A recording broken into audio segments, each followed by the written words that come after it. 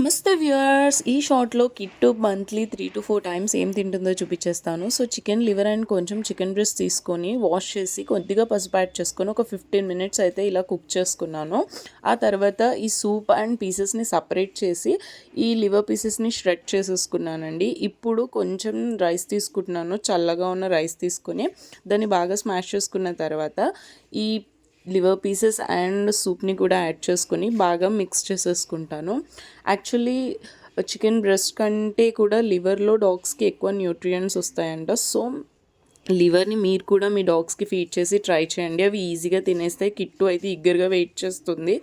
And kit గురించి మీకు ఒక బ్యూటిఫుల్ థింగ్ చెప్పాలంటే, కిట్టు మనమైన ఒక మెతుకు కింద పడేసి తింటామేమో కానీ ఎంత నీట్గా తింటుందంటే, ఈ బాల్ కంప్లీట్ అయిపోయాక మీరే చూడండి, కిట్టు బాల్ కింద ఒక్క మెతుకు కూడా ఉండదు. చూస్తున్నారు కదా, మీరు కూడా మీ పెట్స్కి ట్రై చేయండి.